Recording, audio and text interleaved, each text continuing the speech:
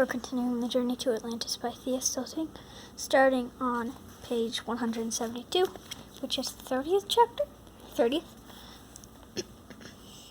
A suspicious character. Back in Buenos Aires, Violet and Nikki were returning to their hotel after a trip to the grocery store. "I hope we hear from Paulina soon," Violet said worriedly. Inside the hotel lobby, a bizarre rodent was at the reception desk. He was a short mouse wearing a long coat, a hat, and sunglasses. As they passed by, they heard him say, "Yes, I am looking for 5 mouselets." "He's talking about us," Violet said. Nikki signaled for her to keep quiet and pulled her behind a column in the lobby. Now they could listen without being seen. "What do you mean, who am I?" the rodent was protesting. "I'm, their uncle." He's lying so he can figure out where the girls are.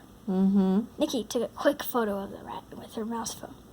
"Let's go to our room," she whispered to Violet. "I have a bad feeling about this."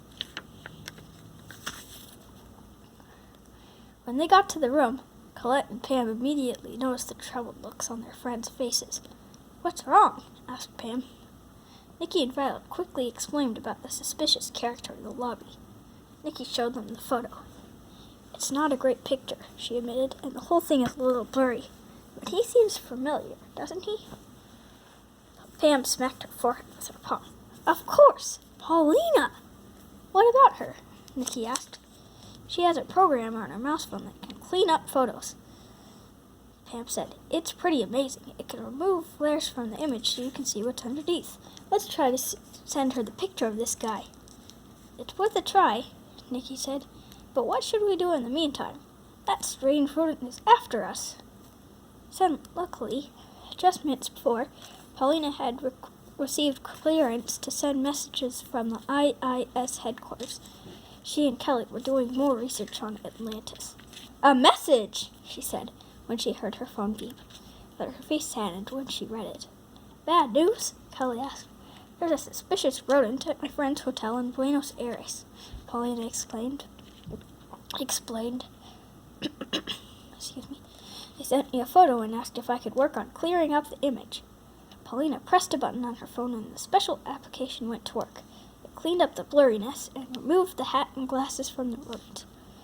Paulina recognized the face immediately. "Quasar!" she cried. Kelly leaned over to look at the photo and exclaimed, "Mr. Beta!" Beta? Beta, yeah. Mr. Beta. The two stared at each other. "How do you know him?" they asked in unison. Paulina went first. "Quasar showed up at Mouseford and said he was a marine biology researcher," she explained. "But we suspect that he wants to kidnap Atlas." "Quasar," Kelly said, shaking her head. "So that's what he's calling himself now. His codename at the IIS was Mr. Beta, and he was one of our most brilliant scientists." Nikki looked thoughtful for a while. Then she nodded to Paulina. "Follow me. I want to show you something." They went down to a hallway full of framed photographs. Kelly stopped at a photo of 2 researchers in white coats. "It's him!" exclaimed Paulina. "Exactly," said Kelly. "The tall rodent next to him is Mr. Alpha. Years ago, they were best friends and they always worked together. Then Mr. Beta ran off with the results of extremely important research that he and Mr. Alpha had worked on together for months. The IIS lost faith in him, but we have kept track with him. He travels the world seeking mysterious cases that he can, what does that say? Exploit. Exploit? What does that mean? Used to his benefit. For his own personal gain. So that's why he's so interested in Atlas," Paulina realized. "We've got to warn my friends immediately. They're in danger." Escape from Buenos Aires. "It's Paulina," Nikki cried a moment later when her friend's message reached her. "She's finally written back," cheered Pam. "What does she say?" asked Violet. Nikki read the message out loud. The mouse you photographed is Kesar, and he wants to capture Atlas. You need to leave the city immediately. Go back to the library and ask Pablo for help. Cheesecake! Pam exclaimed. How did Kesar manage to follow us here? I don't know, Pam, Colette replied. But I think we need to know what Paulina says. Let's hurry. The friends looked at one another. But who is Pablo? They asked in unison. Then they heard heavy footsteps in the hall. Someone was approaching the room. I bet it's Kesar. Quick, Nikki said, opening the French doors that led to the fire escape. We can climb down. Colette leaned out the window and saw how far up they were from the ground. This doesn't seem like such a good idea, she said nervously. Those metal stairs look dangerous, and we'd have to leave our luggage behind, and... Before she could say anything more, they all heard the sound of someone trying to force open the lock on the door. He's trying to get in. Let's go, Violet urged, taking Colette by the paw and leading her onto the fire escape landing. That's the picture of them going down the fire escape.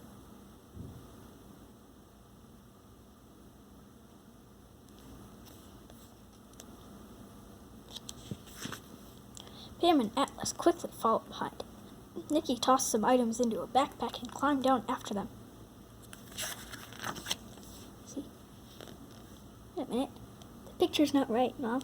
They put Pam in the front when these two were supposed to be in the front.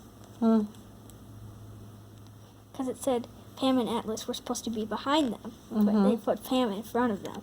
Okay, keep Maybe going. she passed them. They stopped a taxi as soon as they reached the street. To Calle del Sol, number 7, Violet said, and the driver took off for the library. That probably means he went fast. At that moment, back at the IIS building, Paulina and Kelly were heading back to the icy surface. They had gone to Mr. Alpha and Mr. Theta, the librarian, and told them everything. Together they had discussed what should be done. Mr. Beta, or rather Kesar, never moves without a strong motive, said Mr. Theta. He's most certainly up to no good. We need to protect Atlas and get him to a safe place. Mr. Alpha nodded in agreement. Kelly, you and Paulina must return to Argentina to help your friends, said the director. But Buenos Aires is no longer safe. You must all travel to another city in Argentina. Iguazu? I'm not sure. Alert Pablo. Will do, Kelly assured them. We will move right away. The two mice raced out of the institute. Paulina was frightened for her friends, but excited at the same time. She couldn't wait to see them and Atlas again.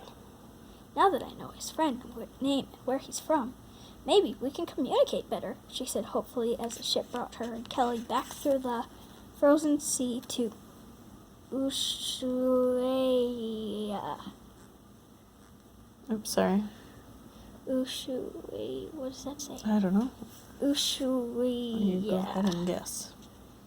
Ushuaia. There's a reason we're going to Iguazu, Kelly informed her. There's an IIS lab there that specializes in the study of lost languages. The linguists there have been able to decipher some very difficult ancient languages.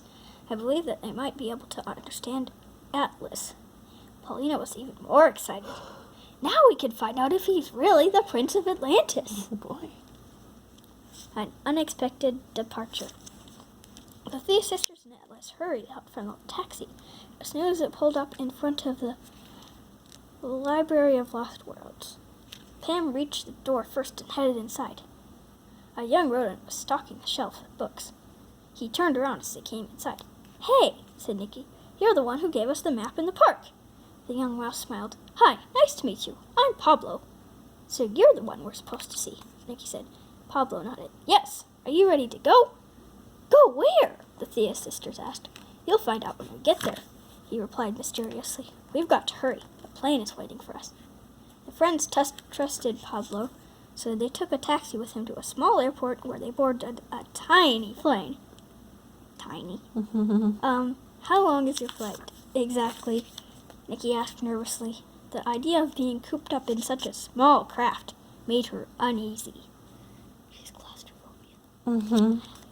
It's a short trip, Pablo promised. Are you sure no one will be able to follow us? Violet asked, thinking of Kesar. I've already thought of that, Pablo said. We're going to take a boat down the river for the last leg of our trip. A few hours later, they landed near the Iguazu River in northern Argentina. When they got out, Pablo led them on a path through the forest. When they reached the river, they boarded a rubber raft. They floated down the river peacefully, accompanied by the chirping of birds. Then a deafening roar filled their ears. It almost sounds like Violet began, and then she saw it. Waterfall! Thea's sisters cried. They had entered a cove surrounded by some of the biggest waterfalls they had ever seen. We're here, Pablo announced as they watched the cascading water in amazement. He steered the raft towards a small beach and pointed to a helicopter that was descending in front of the waterfalls. There are Miss Kappa, and your friend, he told them. After we meet up with them, we'll go to the secret base. Okay, that's all for now. Bye, Benjamin.